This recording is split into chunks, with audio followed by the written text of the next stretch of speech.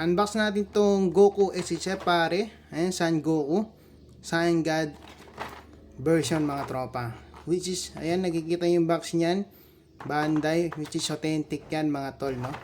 And also, ito yung kanyang ilalim ng kanyang box. Tara, wag na natin patagalin yan, tropa. Buksan na natin, tol, okay? So, out of the box, pare, ito yung laman niya, mga tol. And also, bubuksan na natin yan. Ayan. Tingnan nyo naman yung items niya. Sulit na rin for its price, pare. Kasi nabili lang natin to sa marketplace, tol, na sobrang mura lang, which is 800 pesos, pare. Plus shipping, sabihin na natin 70 pesos yung shipping, tol. So, 870 in total. Worth it pa rin, tol, no? Ayan. So, itong figure na to, meron siyang kasamang, ayan, 4 alt hands, pare, na pair of alt hands. Bali, 10 pieces na alt hands yung makukuha nyo. And then, the faceplate, pare. Ayan, kung makikita nyo dyan, meron yung kasama. Naka-side view na Goku. Parang nakangisi na Goku, pare.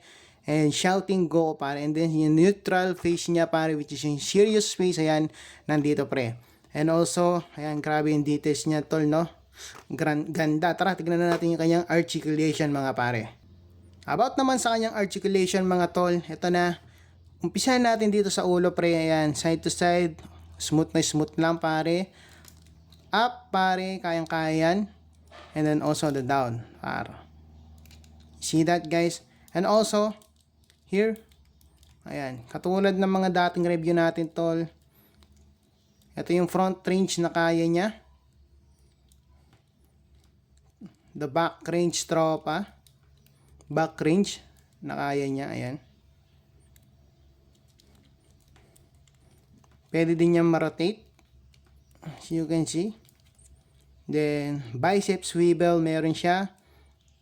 Ayan. And also the hand. Ayan, meron din siyang tilt, no? Dito naman tayo sa kanyang ab crunch, pare. Ayan. As you can see, guys, smooth na smooth, no? And doon na tayo sa main, ano natin, which is yung ab crunch. Again, molded na rin to, par, kaya medyo maganda na yung ab crunch niya. Pero ang kapalit doon, magkakaroon siya ng siwang sa likod. Pero wala namang problema sa akin yun. Kasi yung mga bagong Goku, par, is meron na talaga silang siwang dito kapag, ano, ina-ab crunch, no? Ayan, niyuyo ko. Meron na talaga sila. So, all goods lang yan. At least maganda na yung ab crunch. Mas malayo ng range na kaya niya. Ayan. Sa paa, meron siyang, ayan, kaya niya tumaas ng ganyan. And also, ayan yung range ng kapag in-articulate po siya hanggang dito yung kaya niya. And also ito, meron yan, naiikot yan. And meron din siyang tilt. Ayan. And then, naiikot din pala to, mga tol. Ayan. So, ayun yung articulation ng ating Goku, pare, na SHF na ni-review ngayon.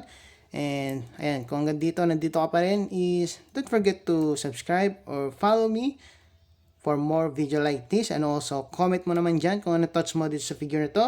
And add to favorites mo na din itong video natin. Maraming salamat sa panonood. This is Octafix. See you to our next review and unboxing video.